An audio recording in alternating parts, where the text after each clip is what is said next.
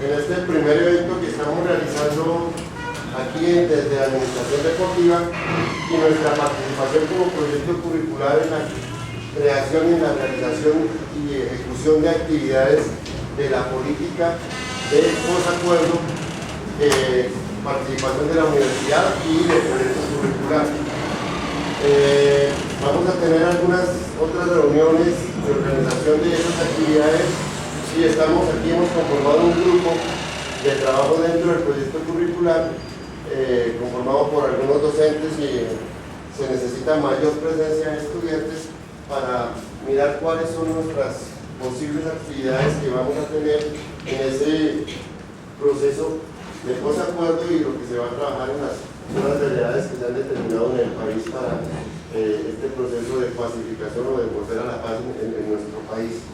En este sentido, el doctor Luis Suárez, del Instituto Superior de Relaciones Internacionales de La Habana, Cuba, y docente, profesor de la Universidad de La Habana, va a tener una presentación hoy de un tema sobre posconflicto y geopolítica, la nueva realidad colombiana.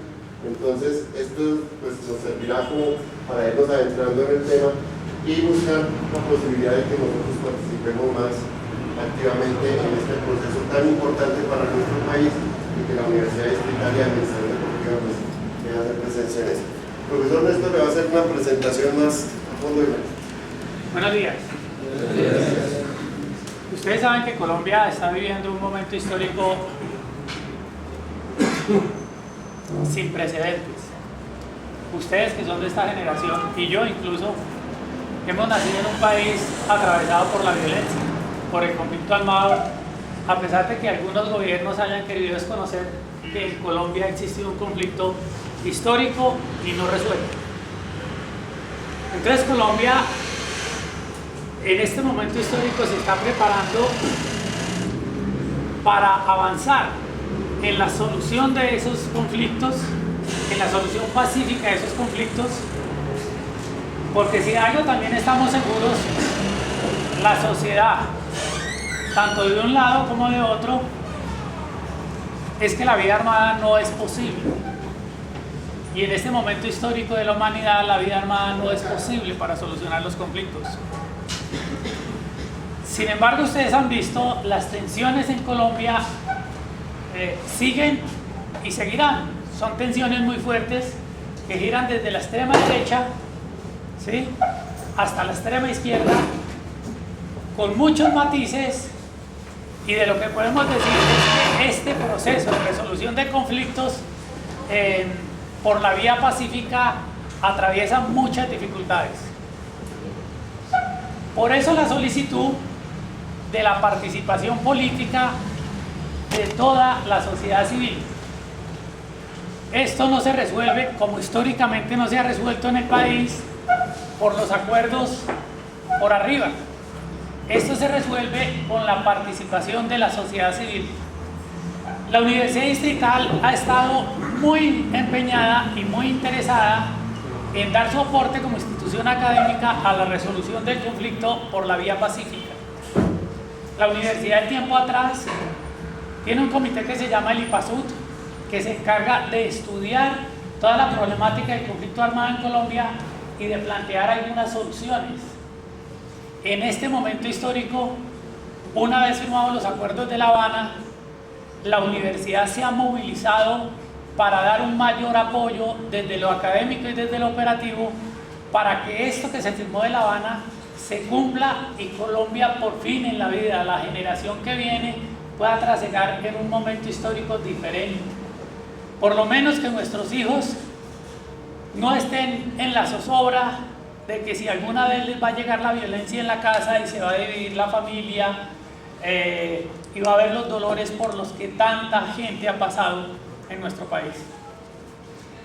En ese sentido, el proyecto curricular de administración deportiva ha nombrado una comisión que lleva ese nombre, ¿no? Una comisión para la paz y el posacuerdo. Nos gusta por ahora más esa palabra, no posconflicto, sino posacuerdo, en el entendido de que el conflicto no va a acabar, pero sí por lo menos se minimizará ostensiblemente la cantidad de muertes, desplazamientos que hemos tenido en nuestro país. Agradecemos entonces hoy, a través de ese comité que está orientado por el profesor Nelson Fajardo y que está unido con el comité de investigaciones, agradecemos en el día de hoy la presencia del doctor Luis Armando Suárez Salazar. Voy a leer rápidamente el currículo del doctor. Nacido en Guantánamo, Cuba, el 14 de mayo de 1950. Graduado en Ciencias Políticas, posgrado en Filosofía y doctor en Ciencias Sociológicas y doctor en Ciencias. Actualmente es escritor independiente y profesor titular de tiempo parcial de la Facultad de Filosofía e Historia de la Universidad de La Habana, del Instituto Superior de Relaciones Internacionales Raúl Roa García de La Habana, Cuba. Ha publicado más de 130 artículos y ensayos. También ha sido autor, coautor y compilador y editor de cerca de 5 decenas de libros. Algunas de sus obras han sido traducidas al alemán, inglés, italiano, portugués y ruso. Además ha recibido los siguientes reconocimientos: mención de honor del jurado del segundo Premio Internacional de Ensayo Pensar a Contracorriente, convocado por el Instituto Cubano del Libro. Premio de la Crítica Científico-Técnica de la Academia de Ciencias de Cuba y del Instituto Cubano del Libro. Mención honorífica de la primera edición del Premio Libertador al Pensamiento Crítico, otorgado por el Ministerio de Cultura y Relaciones Bolivarianas de Venezuela, y premio anual a la tesis presentada para obtener el grado de doctor en Ciencias, máxima categoría académica que confiere a la Comisión Nacional de Grados Científicos de la República de Cuba. Como autor de sus libros más recientes ha sido Madre América, un ciclo de violencia y dolor, 1898-1998, un ciclo de terror en América Latina, crónica de crimen de Estados Unidos contra la humanidad, la estrategia revolucionaria del Che, una mirada desde el primer siglo, desde el primer lustro del siglo XXI, y Obama, la máscara del poder inteligente. A su vez, coautor, las relaciones interamericanas, continuidades y cambios 1804-2006 y bicentenario de la primera independencia de América Latina y del Caribe. Igualmente, como compilador y editor, Fidel Castro, latinoamericanismo versus imperialismo. Creo que la universidad se siente muy orgullosa de tener una persona de estos pergaminos en la universidad y que nos colabore tan amablemente en la conferencia de hoy. Bienvenido, doctor. Y somos amigos.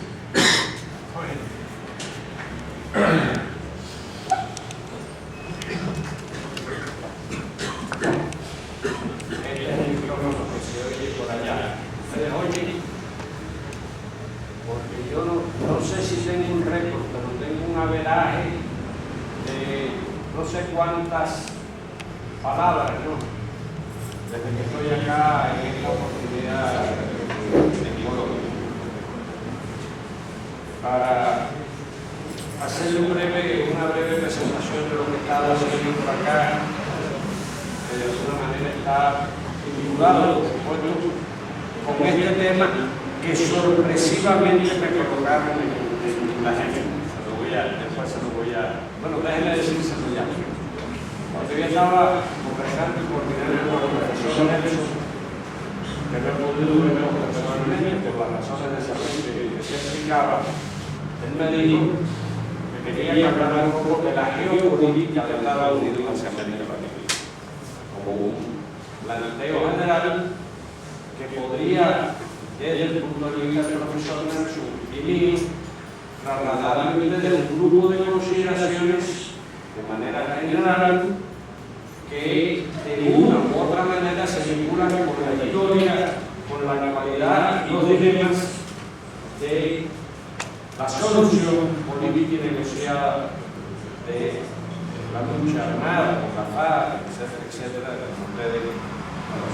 con esto que me parece preciso llamar el posacuerdo, no lo populismo. Ahí coincido totalmente con el profesor. Pero no hablamos de que yo iba a hacer una referencia directa al tema colombiano, no me corresponde, creo que me corresponde más a ustedes hablar alrededor del tema colombiano. Pero sí pensaba, y se lo decía el profesor Nelson, que dentro de estos temas quizás uno de los ángulos que sería interesante abordar con ustedes, más que el tema colombiano, podemos intercambiar también sobre eso, desde los ángulos académicos, es expresarle algunos resultados de una investigación que yo estoy realizando todavía alrededor de cómo Cuba ha abordado la revolución cubana, desde Cuba se ha abordado históricamente el tema de la búsqueda de una solución política negociada en Cuba. ¿Cuál ha sido la posición de Cuba? ¿Correcto? Con independencia de la situación específica en cada uno. Y de alguna manera eso lo he estado haciendo, lo he estado trabajando en un curso que he venido impartiendo en estos días en la maestría de estudios latinoamericanos de la Universidad Nacional de Colombia. Es un curso todavía no lo he terminado, faltan un par de clases, algunas conferencias, más que todo un conversatorio que se va a desarrollar en esta semana. Y ese curso se ha desarrollado bajo el título de las relaciones interamericanas, historia, actualidad y futuridad. O sea, colocando, mirando todo este proceso desde la historia, analizando los asuntos en la actualidad y haciendo algunas miradas de escenario prospectivo a partir del cambio de la administración norteamericana que se produjo recientemente, la administración de Donald Trump y las implicaciones que eso puede tener y está teniendo ya para las relaciones entre Estados Unidos y América Latina y entre los gobiernos y otras fuerzas políticas latinoamericanas. Eso es esencialmente lo que he estado haciendo. El día 30 también ofrecí una conferencia en la universidad, un poco accidentada por los conflictos que se dieron alrededor del Transmilenio, pero también colocando el tema de la actual situación cubana, mirando lo que está ocurriendo en Cuba, después de lo que yo llamo el inicio del proceso de anormalización entre las relaciones oficiales de Cuba y Estados Unidos, que comenzó el 17 de diciembre de 2014. ¿Correcto? Colocando un poco los temas que he estado abordando, pero esta petición está en el medio de los caminos de algunas de las cosas que voy a tratar de hacer, por lo tanto, lo mejor posible. Voy a tratar de hacer una cierta introducción al tema y luego, por supuesto, dar la posibilidad de que ustedes pregunten, discrepen, otros temas que quieran conocer que yo les pueda abordar en esta oportunidad, que para mí es un privilegio, un honor estar por primera vez en esta universidad de Caracas. Para colocarme en mi eje de análisis y empezar por una afirmación. Lo que ha venido ocurriendo en los últimos 60 años, si vamos a tomar como referencia del conflicto político, armado, social, armado, colombiano, de alguna manera es una expresión en Colombia de un conflicto geopolítico mayor. De un conflicto geopolítico mayor que tiene una historia muy larga en todo lo que tiene que ver con las relaciones de Estados Unidos con América Latina y el Caribe. Ese es un elemento que quiero colocar de inmediato en el análisis. Muy rápidamente, pero de todas maneras creo que es necesario colocarlo en el análisis. Tiene que ver con algunas cosas que se van a quedar aquí para que ustedes, los que tengan interés, lo puedan después copiar. Desde que Estados Unidos, en el año 1776, pero particularmente después que formalmente obtuvo su independencia por Gran Bretaña, en 1783, los grupos dominantes en los Estados Unidos tenían un proyecto de expansión geopolítica, geoeconómica y hasta cultural hacia todo el espacio que hoy llamamos, ellos llaman, nosotros llamamos nuestra América, ellos llaman el hemisferio occidental, podemos hablar en términos geográficos más precisos, el continente. Usualmente cuando hablo de esto, recuerdo que el término geopolítica entra en la literatura científica por el año 1916. O sea, no era un término que se usó a lo largo del siglo XIX, lo cual no quiere decir que no hubiera geopolítica, sino que entró por allá por el año 1916 de un actor sueco, Rudolf Keilen, que publicó un libro que se llamaba El Estado como un organismo. Y ahí desarrollaba la tesis de que los estados como organismos estaban muy condicionados por su geografía, por su ubicación geográfica. Después la tesis se fueron desarrollando y empezó a aparecer tesis que fueron utilizadas como el fascismo, como el espacio vital de un Estado para sobrevivir y para mantenerse en el sistema internacional. De alguna manera eso fue lo que guió, todo lo que guió la geopolítica del fascismo hitleriano. Estamos hablando en los albores y durante la Segunda Guerra Mundial. Pero antes de que todo ese vocabulario se empleara, los grupos en Estados Unidos tenían un proyecto que lo expresaron tan tempranamente como en 1783 dos de los padres fundadores de la independencia de los Estados Unidos. Uno fue Thomas Jefferson, muy afamado en Estados Unidos. O sea, si ustedes van a Washington, a los monumentos allá en Washington, probablemente se van a encontrar que los dos monumentos más grandes que hay es un monumento a Jefferson y un monumento a Abraham Lincoln por diferentes razones. Thomas Jefferson, uno de los padres fundadores, dijo en 1783: nuestra confederación, que era entonces como se le llamaba Estados Unidos de América, debe ser considerada como el nido desde el cual toda América, así la del norte como la del sur, habrá de ser poblada. Fíjense, el concepto jeffersoniano de que aquellas 13 colonias unidas al norte de América, que después vamos a verlo en el mapa, qué significaban desde el punto de vista territorial, en el continente americano nace tan tempranamente su independencia con un proyecto de ser el nido, desde el cual, como decía Jefferson, toda la América, así la del norte como la del sur, habrá de ser poblada. Pero Jefferson en aquel momento, que repito, tenía de alguna manera claridad que aquellas pequeñas 13 colonias no podían aspirar de inmediato, porque casi todo el continente estaba colonizado por España o por otras potencias, Gran Bretaña, Francia, en menor medida Holanda, dejó dicho: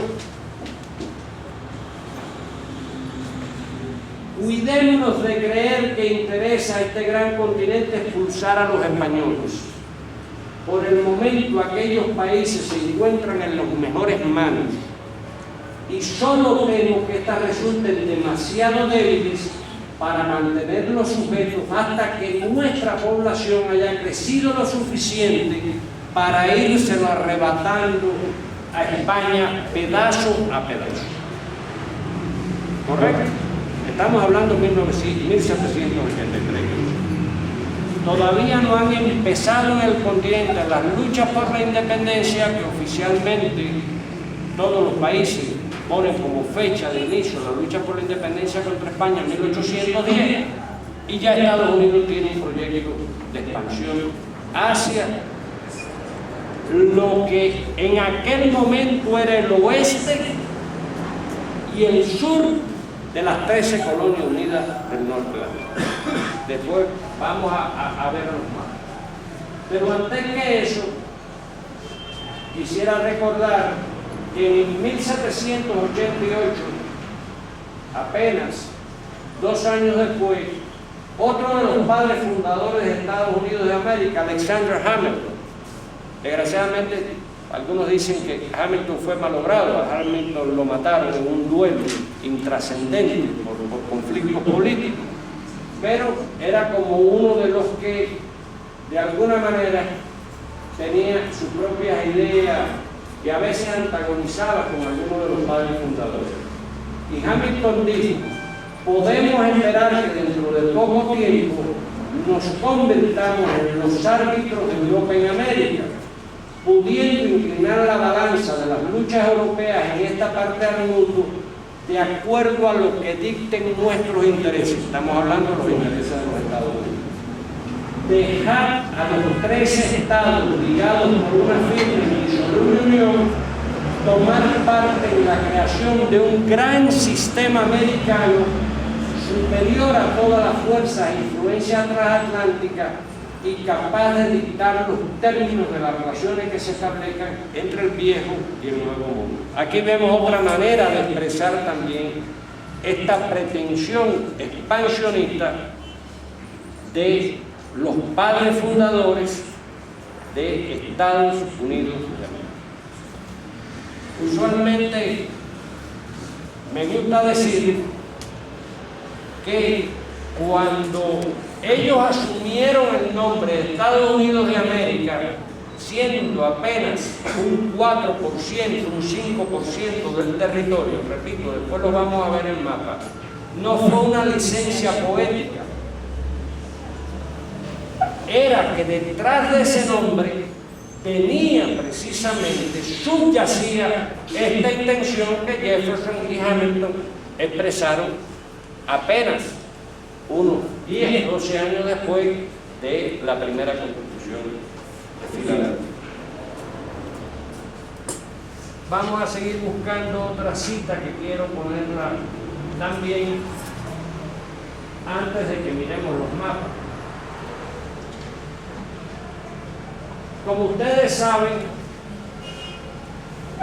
cuando empiezan las luchas por la independencia de América, incluyendo las luchas por la independencia del espacio geográfico, humano, cultural, que Miranda había bautizado como la Colombia, pero particularmente después que se empieza a desarrollar las luchas tanto en México como en el territorio de lo que se llamaba la antigua Nueva Granada, el virreinato de Nueva Granada, al igual que en otros virreinatos, uno de los ejes de la lucha se desarrolla en el territorio de lo que Bolívar después llamó la República de Colombia.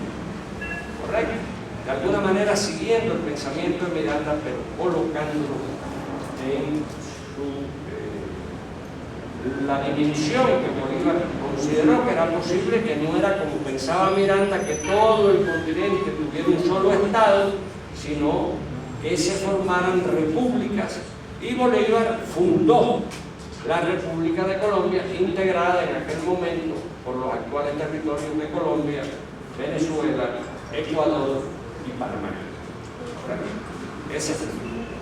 Esa idea bolivariana desde el comienzo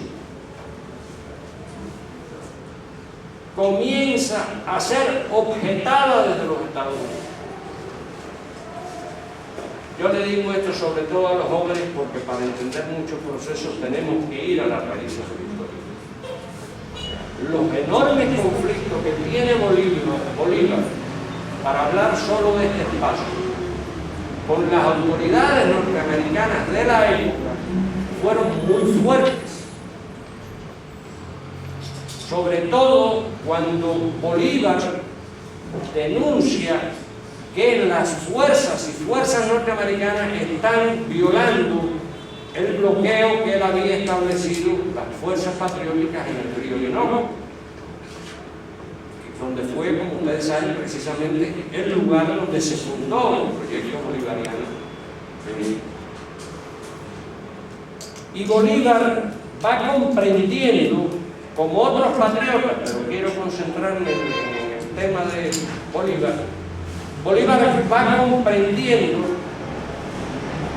que el afán expansionista de los Estados Unidos era una contradicción muy fuerte con el proyecto bolivariano y con el proyecto de otros procesos. Eso se le iba haciendo muy evidente a Bolívar. Pero se empieza a ser muy claro cuando en Estados Unidos se pronuncia un discurso, el presidente Monroe, del cual después va a surgir la tristemente célebre doctrina Monroe, pronunciada desde los Estados Unidos con el concepto América para los americanos. Pero ojo, todavía hoy, cuando usted habla con cualquier ciudadano estadounidense, ellos son los americanos. Nosotros no somos americanos, ellos son los americanos. En el lenguaje común y corriente en Estados Unidos, ellos siguen siendo los americanos. Los latinoamericanos somos una especie de americanos de segunda categoría. Ellos son los americanos. ¿Correcto? Y eso, para así dando un salto, pero para irnos colocando, tiene que ver con este discurso de Trump, American First. Nosotros primero, los americanos primero, después el resto. ¿Correcto?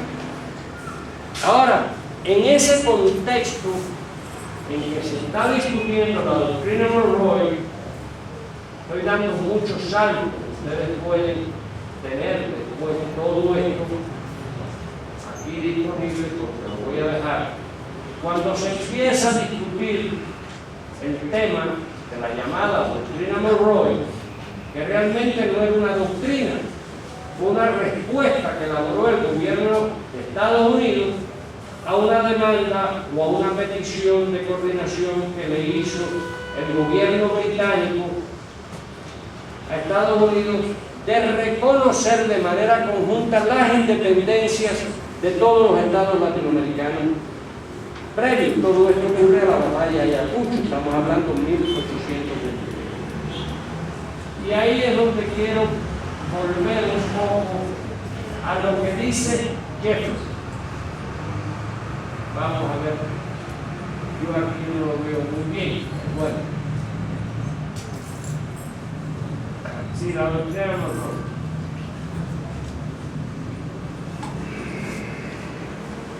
Thomas Jefferson, bueno, en el momento en que se va discutiendo aquello, Monroe toma la decisión de hacer consulta con todos los expresidentes norteamericanos, estadounidenses, que estaban vivos, y le manda la consulta a Jefferson, por supuesto, que todavía estaba vivo y había sido presidente.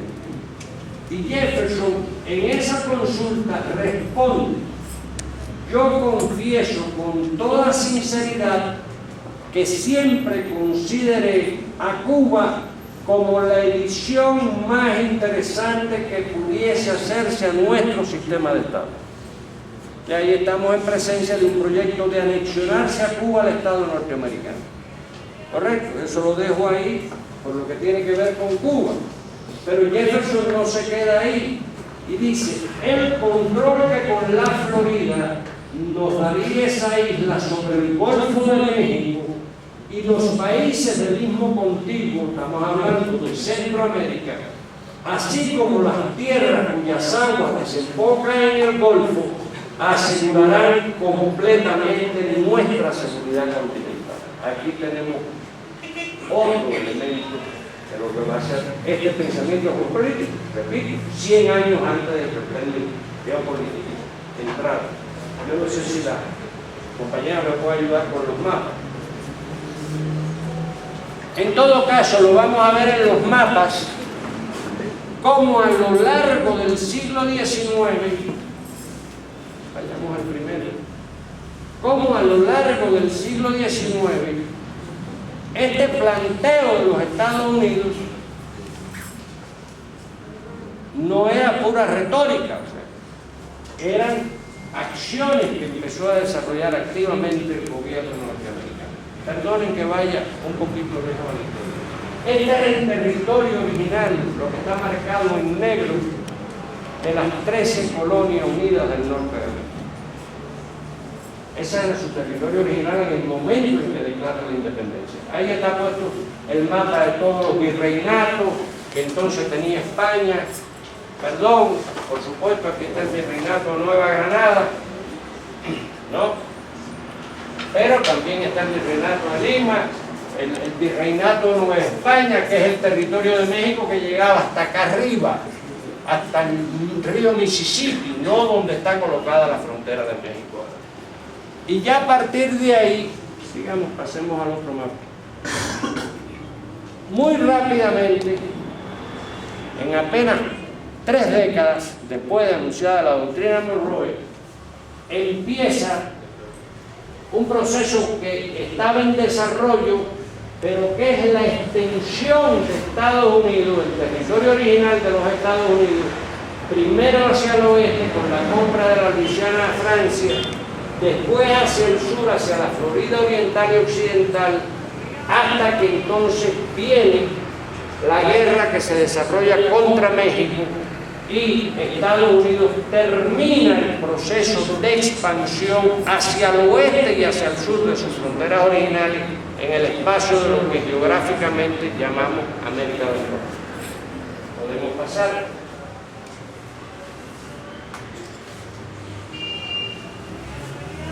Hasta que después le compra Alaska a Rusia y entonces ya ese es el actual territorio de los Estados Unidos.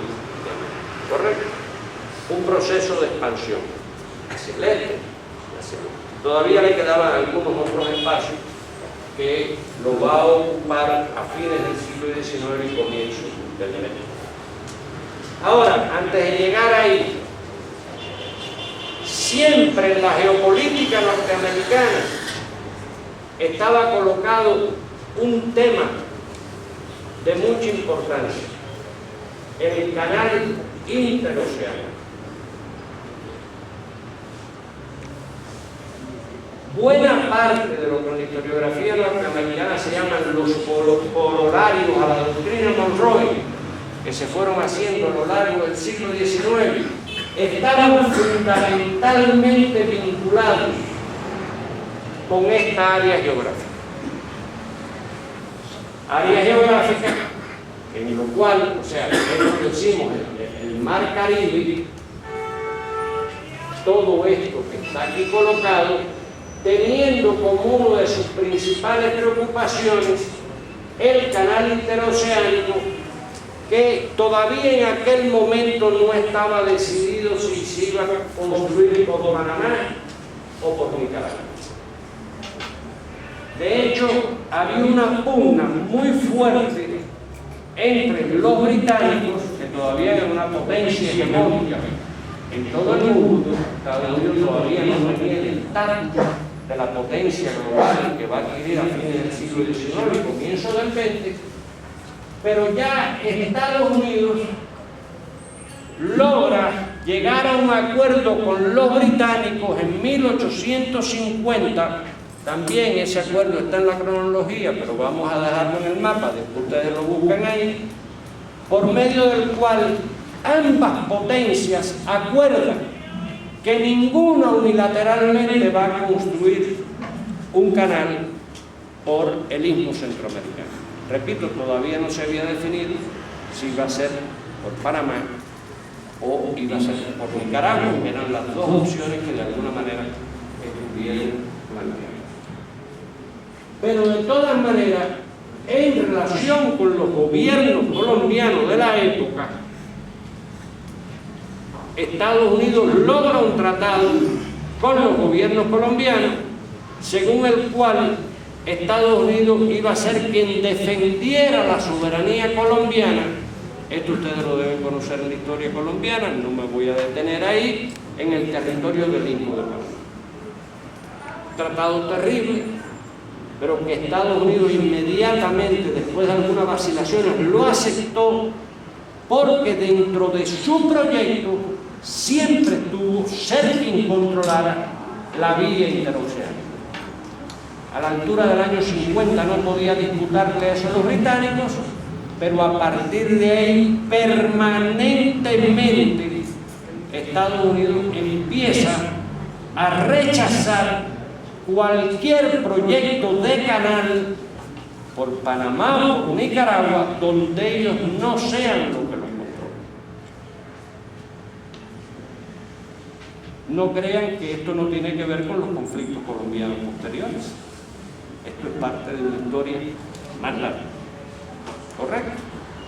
Estoy viendo muy rápidamente porque evidentemente tenemos que adelantar en todo ese tema.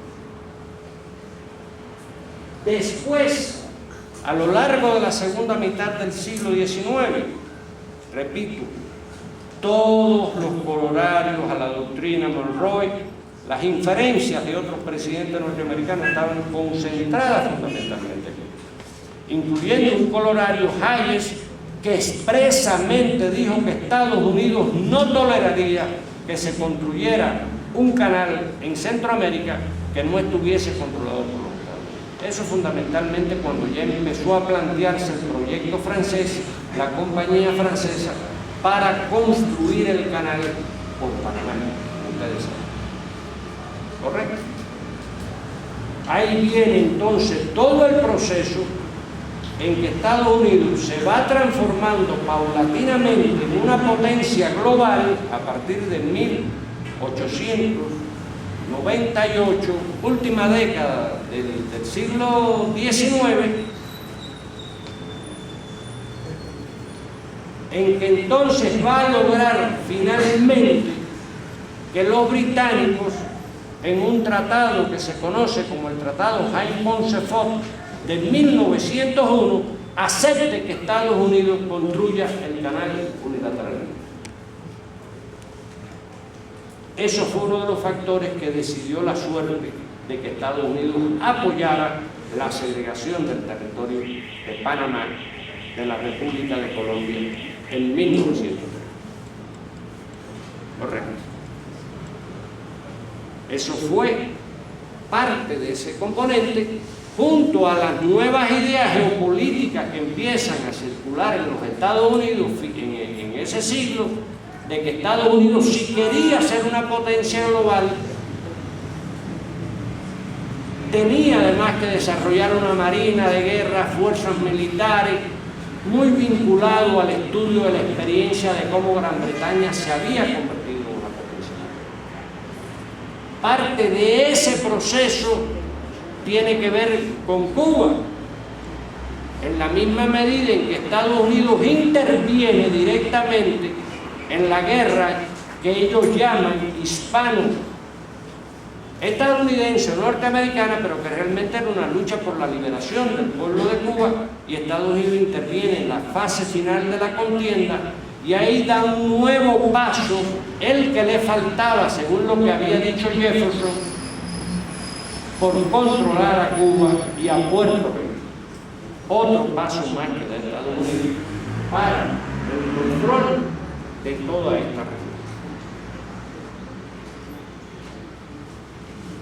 Desde entonces, desde la segregación de Panamá y en los años posteriores, y eso se puede seguir durante la Primera, la Segunda Guerra Mundial y en las ocasiones posteriores, para Estados Unidos controlar el territorio de Panamá y a su vez lograr que los gobiernos colombianos también le sirvieran de una especie de cautela, colaborara con ellos en cuidar la seguridad del canal, también formó parte del pensamiento estratégico norteamericano.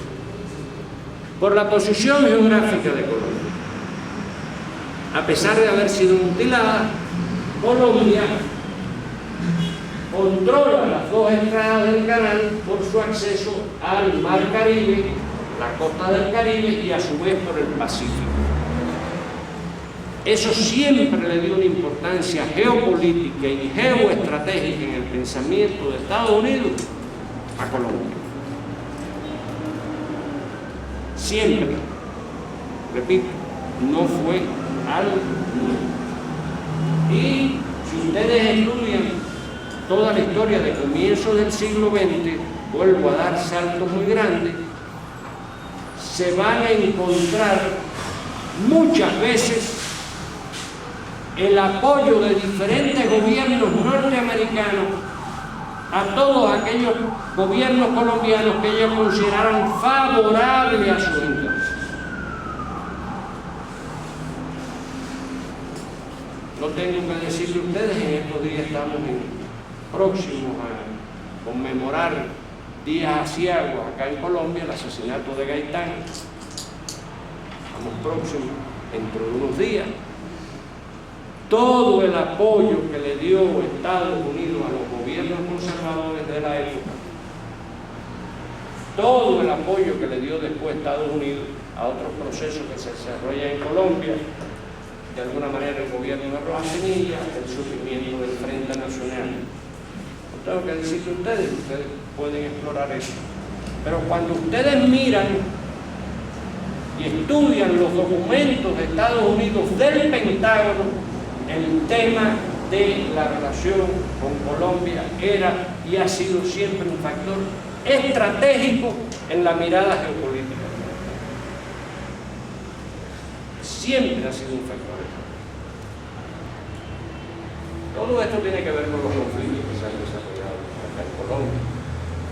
Todo esto para los más jóvenes, por lo menos refrescar mi propia memoria histórica, tuvieron por los acuerdos que se firmaron en un buque norteamericano que dieron fin a la guerra de los Malvinas. Permanentemente la presencia norteamericana en todos los procesos económicos ha sido enormemente grande, y repito, no es que lo diga yo, están los documentos de Estados Unidos que lo van demostrando a lo largo de esa. Correcto. Ahora ya tengo que obligado a dar un salto para entrar muy rápido a ciertos puntos. Como ustedes saben, más o menos en paralelo al proceso que se estaba dando en Colombia de la solución de la violencia de los años 48 en adelante, terrible violencia, pues todo el proceso por Rojas Pinilla, constitución del Frente Nacional, aprobación, constitución del Frente Nacional. En Cuba se está desarrollando una lucha revolucionaria contra una dictadura también apoyada por los Estados Unidos, la dictadura de Fulgencio Batista.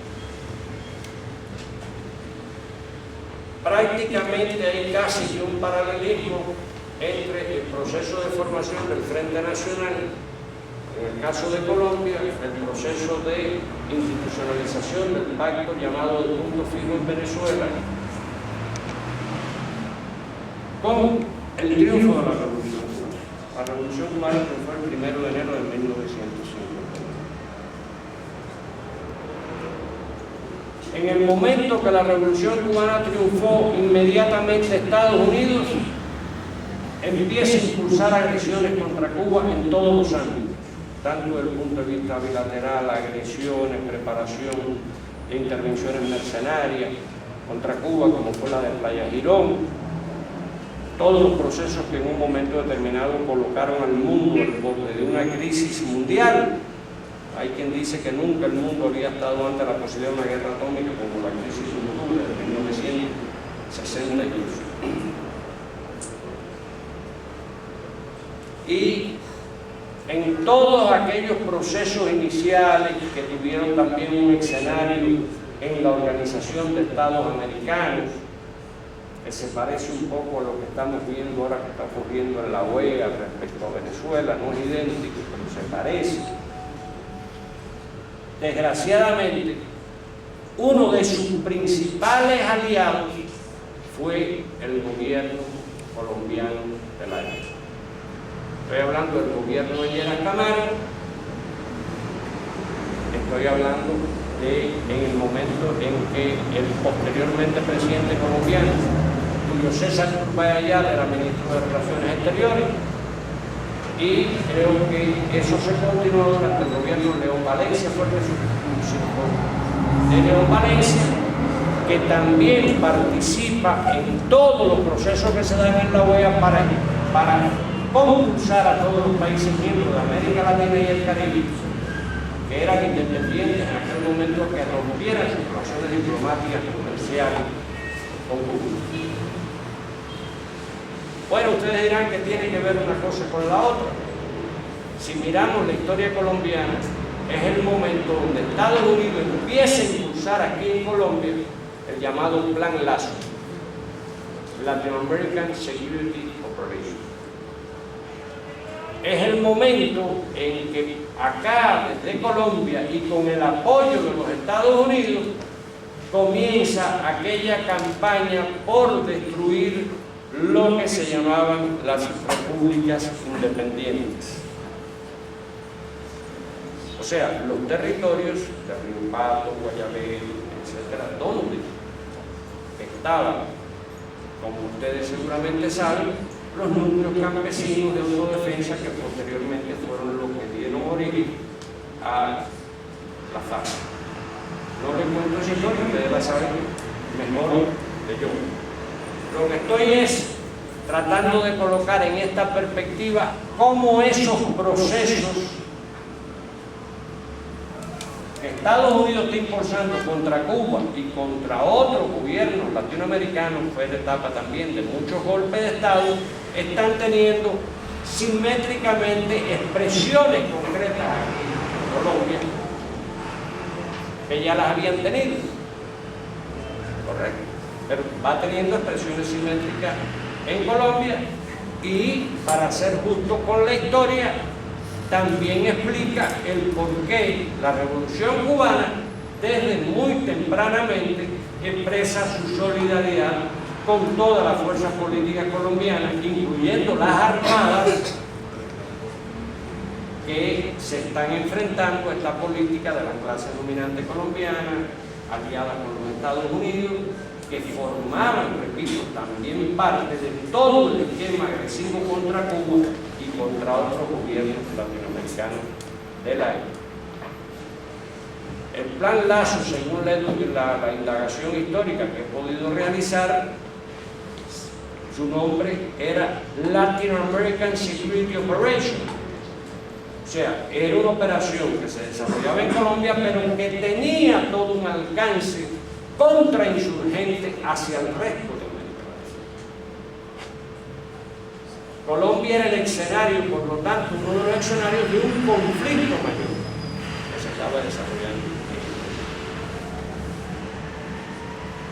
Eso, de alguna manera, volvía y vuelve a reiterar la importancia que siempre Estados Unidos en su geopolítica le ha dado al control de este espacio geográfico que llamamos el Gran Caribe, y dentro de ello a Colombia, a Venezuela, a los países centroamericanos y a todo el resto de las islas del país.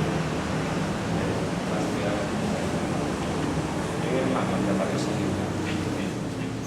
Yo creo que eso, en mi modesta consideración, es muy importante para entender el desarrollo del conflicto en Colombia a lo largo de la historia. No se las voy a contar, ustedes la saben mejor que yo. Yo, de hecho, cada vez que hablo de eso tengo que citar fuentes colombianas, colegas colombianos que han estudiado el tema. Ya entonces, a la altura del año 1970, se empiezan a desarrollar ciertos procesos políticos en Colombia vinculados con el fin de los acuerdos bipartidistas del Frente Nacional. Es elegido aquí en Colombia el presidente Alfonso López Miguelsen, que estamos hablando, si mal no recuerdo, del año 1974, y López Miguelsen, junto con otro grupo de gobiernos latinoamericanos, ya los países que algunos caribeños lo habían hecho, Panamá, Venezuela, Perú, de alguna manera acuerdan, aunque no logran hacerlo al mismo tiempo, restablecer sus relaciones diplomáticas con Cuba. A partir de ese momento, Cuba, por un acuerdo, por los acuerdos adoptados por la propia política exterior de Cuba deja de apoyar a los actores armados colombianos. Por eso estoy contando las dos historias simultáneas. En aquel momento la organización que tenía mayores relaciones con Cuba era el ELN, que después de los acontecimientos anorí de 1973 estaba en una situación muy complicada, y Cuba, hay que decirlo, por razones diferentes humanitarias, recibió a muchos combatientes del ELN que fueron a recibir atención médica. Y eso quedó totalmente claro en la relación con López Riquelme. Cuba, con todos los países que se restablecía relación y que respetaba el ordenamiento interno cubano, respetaba el principio de no intervención en los usos militares. Eso tenía que ver con una tradición ya de la diplomacia cubana. Durante el gobierno de López, las relaciones se desarrollaban de manera ascendente entre los dos países. Viene entonces Turbayayala, al gobierno de Turbayayala. Ya le dije que en Cuba había bastante conocimiento del presidente Turbayayala, que era ministro de Relaciones Exteriores del gobierno. La historia, por supuesto, hay que escribirla desde la un lado, pero desde la perspectiva nuestra, desde la perspectiva de Cuba, el gobierno de Turbayayala hizo todo lo posible por deteriorar las relaciones con Cuba que se habían ido construyendo durante el gobierno de Cuba. No obstante, cuando acá en Colombia se crea la crisis que se produjo por la ocupación de la embajada dominicana en Bogotá por un comando del M-19, el gobierno de Turbayayala y el M-19 ambos solicitaron ayuda de Cuba para resolver la crisis. Y el gobierno de Cuba se dispuso a actuar no como intermediario, como facilitador para encontrar aquella solución, aquel conflicto diplomático. No sé si los embajadores lo recordarán, donde había varios embajadores. O sea, Cuba, a pesar de las contradicciones que ya existían con el gobierno de Turbayayala, el gobierno cubano estuvo siempre dispuesto a buscar soluciones negociadas por los actores oficiales y los demás actores armados. En este caso estoy hablando de la milicia. En aquel momento, ciertamente, que estamos hablando, Cuba no tenía ninguna relación con la FARC. Las relaciones con el ELN estaban en una situación diferente a partir de la propia situación que estaba viviendo esa transición. Pero el M-19 produce un desembarco de fuerza por el Mira. Uno de los que fue capturado por el ejército dijo que había sido entrenado militarmente en Cuba, y sin verificar nada, sin absoluto, Turbay inmediatamente decide suspender las relaciones diplomáticas con Cuba como parte, y eso también ya la historia, están los documentos, como parte de acuerdos que ya existían entre Turbay y el gobierno norteamericano de la época. Estoy hablando del gobierno de Carter, pero ya en los prolegómenos del gobierno de Ronald Reagan. Ahí otra vez se crea una situación conflictiva donde Colombia, el gobierno de Colombia, perdón, no Colombia, también actuaba como una especie de articulador de política contra Cuba, coordinada con el gobierno de los Estados Unidos, por supuesto, políticas que trascendían no solo a Cuba, sino que trascendían al resto de los países. Vuelvo a insistir en esto, porque todo eso en la perspectiva norteamericana forma parte de un control político. y parte de ese control geopolítico siempre ha sido controlar a Cuba, controlar a Colombia, controlar a Centroamérica y controlar a América. Para colocar y irnos aproximando ya algo. Entonces, desde mi perspectiva, estos procesos que se van dando en Colombia no podemos desvincularlos, repito, del resto. Después de Turbay Ayala, triunfa la Revolución Sandinista en 1979, la Revolución Granadina también aquí en esta área. Después del gobierno de Turbay, obtiene la victoria el gobierno de Belisario Betancourt. Ustedes seguramente se acordarán de aquello. Y el gobierno de Belisario Betancourt, una de las cosas que se planteó fue solucionar el conflicto interno colombiano. Correcto. Ya sabemos que no lo logró, pero fue una de las cosas que se planteó. Y en un momento determinado, el gobierno Belisario Betancourt le solicitó al gobierno cubano que actuara como facilitador de la búsqueda de una solución política y negociada. En aquel momento el actor principal, uno de los actores principales, era el movimiento 19 de abril. Y Cuba inmediatamente aceptó, el gobierno cubano, actuar como facilitador de esto. No voy, ni me corresponde hacer la historia de cómo terminó aquello, pero lo cierto es, desde nuestra perspectiva, que Estados Unidos estaba implicado muy fuertemente en una agresión a Nicaragua, en El Salvador y en Guatemala, hizo todo lo que estuvo a su alcance para evitar que aquel acuerdo, que aquel conflicto tomara un rumbo favorable a la búsqueda de una solución política. Y yo creo que bajo esos mismos códigos geopolíticos se va a guiar la política de Estados Unidos en todos los años posteriores, tanto con relación a Cuba como con relación simétricamente al conflicto colombiano. Y a otro conflicto, pero estoy centrando en este paralelismo que se va dando entre las agresiones norteamericanas contra Cuba, el fortalecimiento de la agresión, el conflicto interno colombiano, también estimulado y apoyado por los Estados Unidos.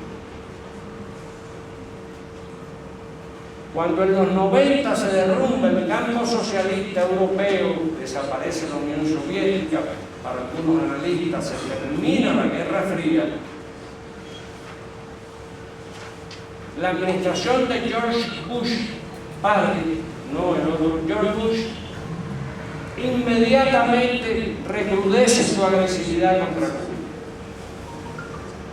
Y dentro de todas las acciones que empieza a desarrollar esa administración, en América Latina y el Caribe, en algunos de los trabajos que he llamado el intento de producir un nuevo orden panamericano, simétricamente una de las tareas que se plantea es derrotar a los actores armados y no armados,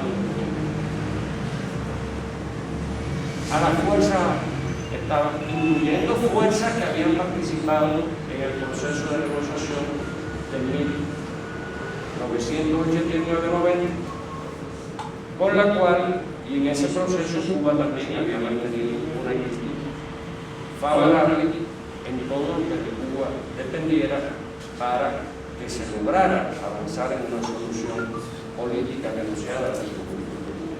Tampoco voy a hacer la historia, ustedes conocen esa historia mejor que yo. Lo cierto es que tanto la administración Bush, primero Bush padre, como la administración Clinton, que es la que lo sucede en Estados Unidos, tenían como una de sus prioridades resolver el conflicto interno colombiano y simultáneamente tratar de derrotar a la revolución cubana. Va siendo un paralelismo que se va dando. y a otros procesos que se están dando en el área de Centroamérica y el Caribe, como finalmente logran con la invasión a Panamá, con la política electoral del sandinismo, con la búsqueda de una solución política negociada al conflicto salvadoreño y guatemalteco. Y como no lograban resolver el conflicto colombiano de la manera en que ellos querían resolverlo, la administración Clinton dio origen al plan Colombia. Correcto. En la perspectiva nuestra, de nuestro análisis, el plan Colombia se está desarrollando paralelamente a que Cuba, como otros países del continente, están haciendo un esfuerzo enorme por encontrar una solución política negociada en las conversaciones del Global. ¿Correcto? Cuba ahí también. En mi consejo también hay documentos. La administración Clinton hizo todo lo que tuvo a su alcance para evitar que el proceso del Caguán terminara de una manera positiva y favorable a la solución política. Y repito, Cuba en aquel momento estuvo acompañando al gobierno cubano todo el tiempo la búsqueda de una solución política. Y desde nuestra perspectiva, Estados Unidos, sectores colombianos, conspirando por la posibilidad de que San Vicente del Caguán abriera una puerta para una búsqueda de la solución política. La historia posterior ustedes la conocen mejor que yo. La historia fatídica del Plan Colombia, como la administración de George Bush, en nombre del terrorismo, de la lucha contra el terrorismo, incrementó ayuda militar, policial, presencia norteamericana, y simultáneamente esa misma administración hizo también todo lo que tuvo a su alcance por tratar de derrotar a la revolución cubana, sin ese paralelismo histórico. Casi que es una regularidad que cuando las administraciones norteamericanas se plantean derrotar a la revolución cubana, de alguna manera también eso se relaciona con una política hacia Colombia, hacia el resto del continente, pero estamos hablando hoy de Colombia. Correcto. A pesar de eso, cuando llegó a la presidencia el gobierno de Álvaro Uribe, le solicitó también ayuda a Cuba para que Cuba prestara su territorio para las conversaciones que se dieron en La Habana entre el gobierno colombiano y el ELN. Esas conversaciones, como ustedes saben, tampoco llegaron a ningún resultado, pero el gobierno cubano siempre estuvo dispuesto a contribuir a la búsqueda de una solución política negociada en Colombia. Y bueno, y la administración de Estados Unidos, además de agredir a Cuba, de fortalecer la agresión a Cuba, igualmente conspiraba constantemente para evitar una solución política. Todo detrás de todo eso hay profundas razones geopolíticas, ya las dije, pero también hay profundas razones geoeconómicas. Estamos en una región llena de recursos naturales, de bienes públicos, de agua, de biodiversidad, de petróleo, de minas, de minería. Para las empresas transnacionales norteamericanas siempre es necesario también controlar todos esos recursos. Y eso también lo pueden encontrar en los propios documentos de Estados Unidos cuando ellos hacen un balance de los recursos que necesitan para defender y mantener lo que ellos llaman su seguridad nacional, y cómo miran hacia este espacio geográfico, hacia América Latina y el Caribe, de la misma manera casi que lo miraba Jefferson. Tenemos que lograr lo que sea mejor, podemos desarrollar los recursos que están ahí.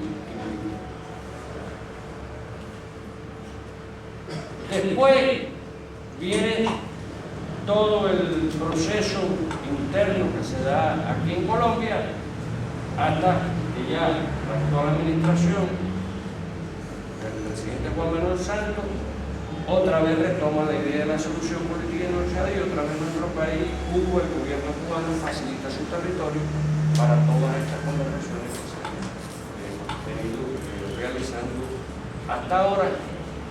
Y eso va actuando en paralelo, después va a ser convergente con los cambios de política hacia Cuba que se empieza a plantear la administración de Barack Obama, que ya en los 2 últimos años del segundo mandato inicia esto que yo llamo el proceso de normalización de las relaciones oficiales con Cuba. Si después tenemos tiempo, ustedes quieren utilizo este término y no otro. Y eso facilitó, en la opinión de la administración Obama, nombrar un enviado presidencial especial que participara, que contribuyera y que estuviera implicado en las negociaciones que se dieron en La Habana.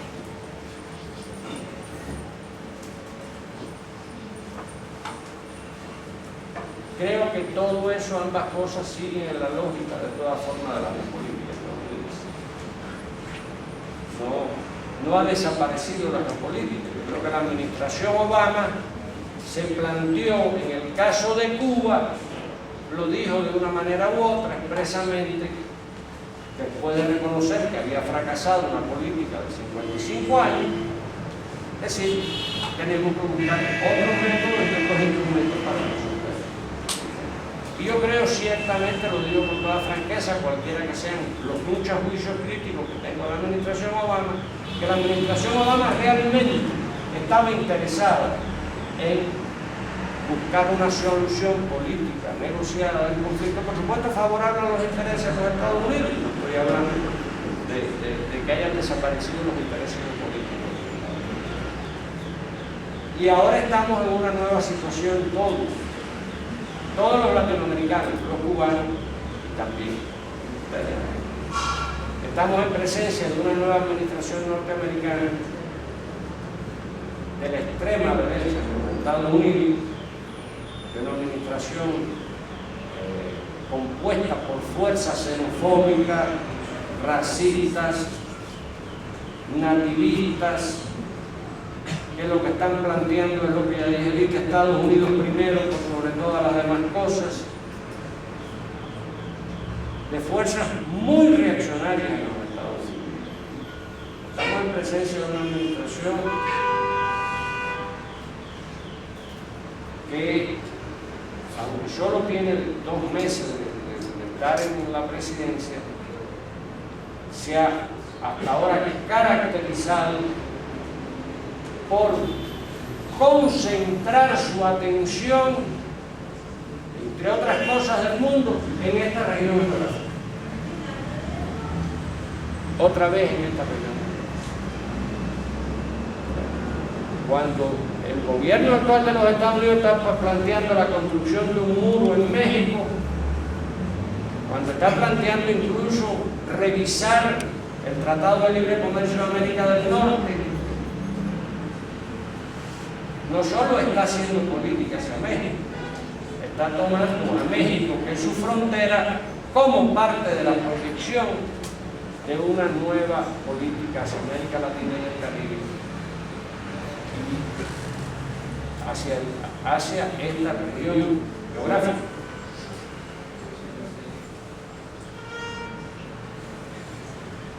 El muro de México no es solo contra México.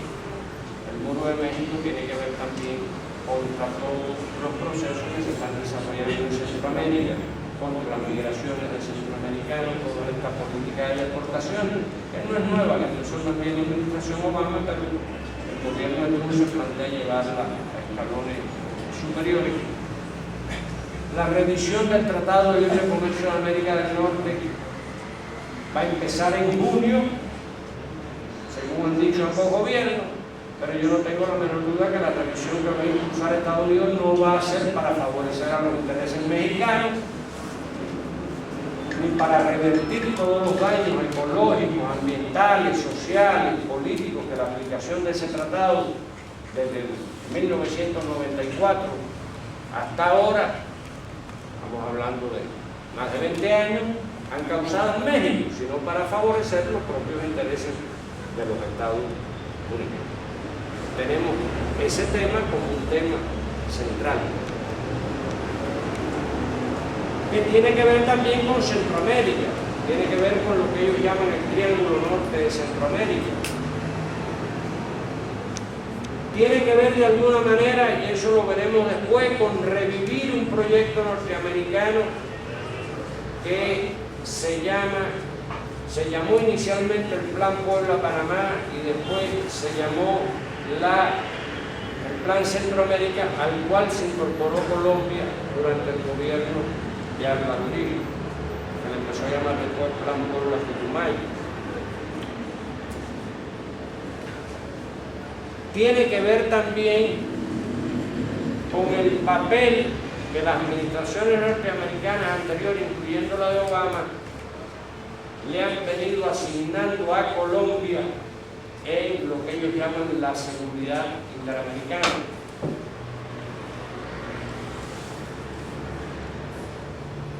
Ustedes conocen mejor que yo lo que se llamaron las 7 bases, todos los conflictos que se llevan aquí.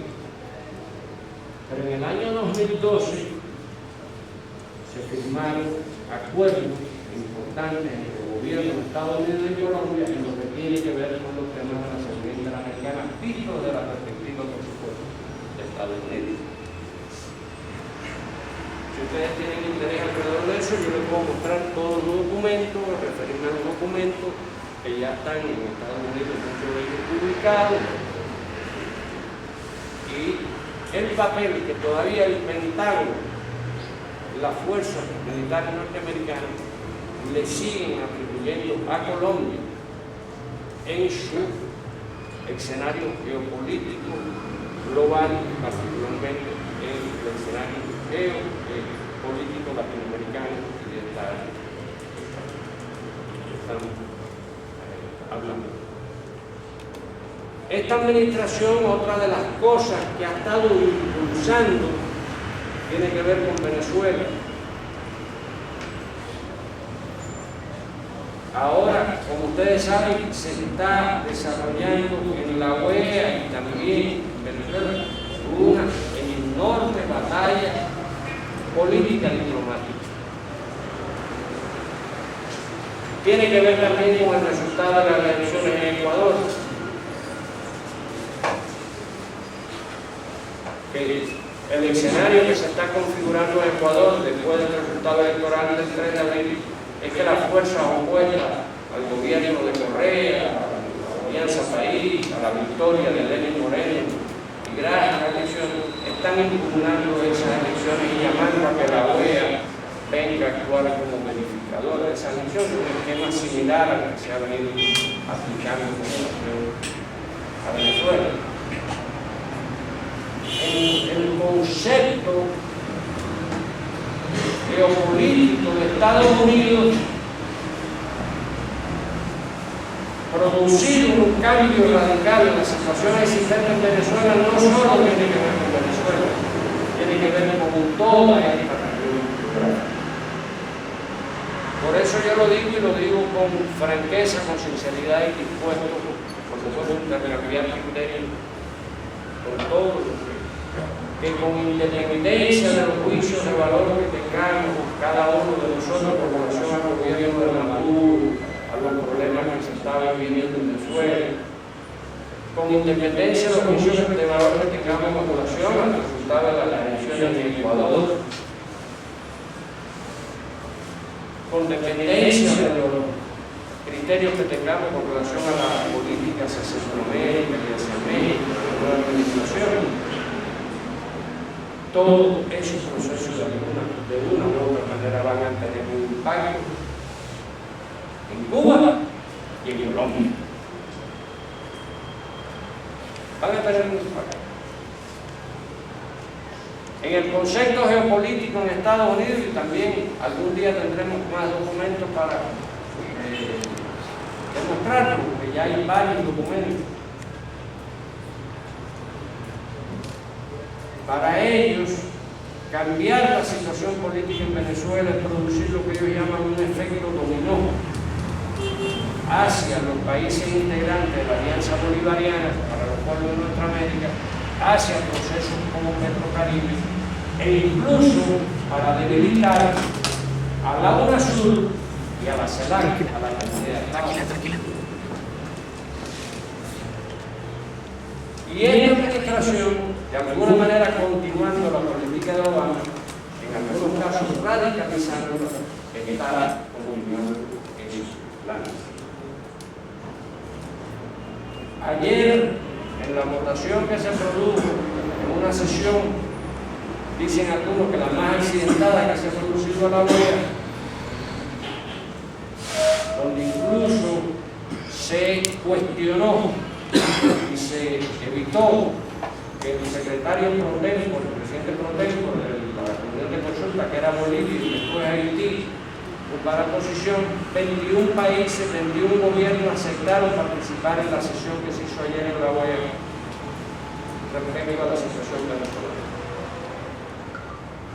De esos, 17 apoyaron una declaración respecto a Venezuela, que hoy está. 4 se abstuvieron y los restantes gobiernos integrantes de la OEA no participaron en la reunión. Pero todo esto que está pasando forma parte de un plan que ha venido elaborando Estados Unidos, que se ha difundido con el nombre de Venezuela Freedom One Operation y Freedom Two Operation, que lo está conduciendo el Comando Sur de las Fuerzas Armadas de Estados Unidos. Y en esos planes que se han difundido del Comando Sur, también le dan un papel a Colombia. Por eso digo que todas estas cosas que están ocurriendo también tienen que ver con las relaciones Cuba-Colombia, tienen que ver también con las relaciones, con la política hacia Cuba, porque la administración Trump no ha cambiado oficialmente todavía nada de lo que dijo Obama, ha planteado que va a someter a una revisión integral todas las políticas que desarrolló, los acuerdos que se llevaron con Obama. Y por acá tengo entendido que vino un subsecretario de Estado, lo dijo El Tiempo, el periódico El Tiempo de Estados Unidos, dijo que ellos van a continuar apoyando procesos de paz, pero que están más preocupados por el tema de las drogas. E inmediatamente dijo que en la perspectiva de Estados Unidos, la FARC sigue siendo una organización terrorista y de narcotraficantes.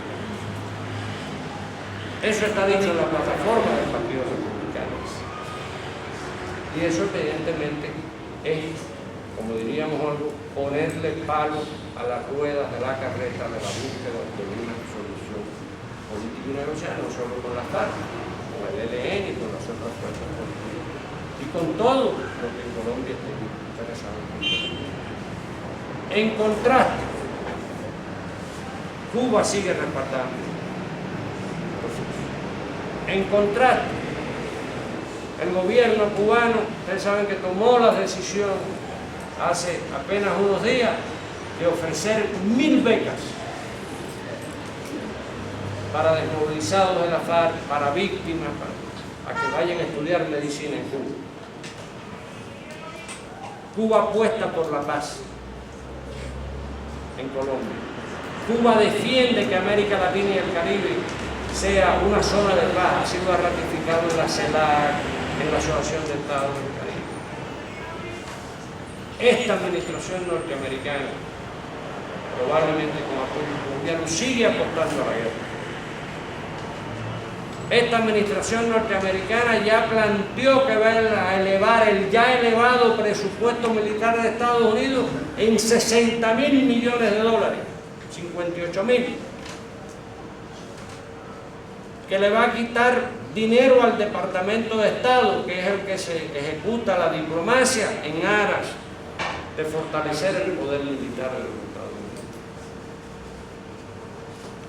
Por supuesto, todo eso va a tener también reflejo acá en América Latina y el Caribe, porque déjenme ver si buscamos el mapa del otro, para que ustedes vean los que estaban en Colombia.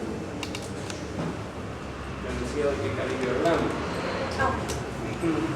para que usted vea la cantidad de bases e instalaciones militares que tiene concentrada Estados Unidos en esta región, que para ellos sigue siendo de gran importancia estratégica. Yo voy a detenerme aquí, tal vez ustedes observen esos mapas, para de alguna manera contribuir a estas reflexiones que tienen que hacer ustedes, como convocaba el compañero que me antecedió, el colega que me antecedió, y que de alguna manera lo que puedo ofrecerles desde mi mirada es comprender que lo que está pasando hoy en Colombia, en Venezuela, en Cuba, en Ecuador, en el resto del mundo, son asuntos que directa o indirectamente, según el caso, también están implicados en la búsqueda de una solución política, asociada, justa al conflicto colombiano, que se encuentren los mejores caminos para resolver los conflictos del post-acuerdo, que seguramente van a ser muchos, y también para vigilar que estos actores externos, como Estados Unidos y otras fuerzas, no emprendan acciones que, lejos de contribuir a la búsqueda de esa solución, que creo que queremos todos, las compliquen y puedan, desgraciadamente, volver a retrotraer esas experiencias que han habido en Colombia, de que se avanzan en soluciones políticas negociadas, no llegan al final y después muchas veces lo que viene es un recrudecimiento de la violencia contra los actores sociales que han participado incluso en eso. Creo que todos los latinoamericanos, ustedes, los cubanos, todos debemos hacer todo lo que está a nuestro alcance para evitar que se repita esa triste y sangrienta historia, que es una historia colombiana ciertamente, pero también es una historia latinoamericana, caribeña, es una historia que nos atañe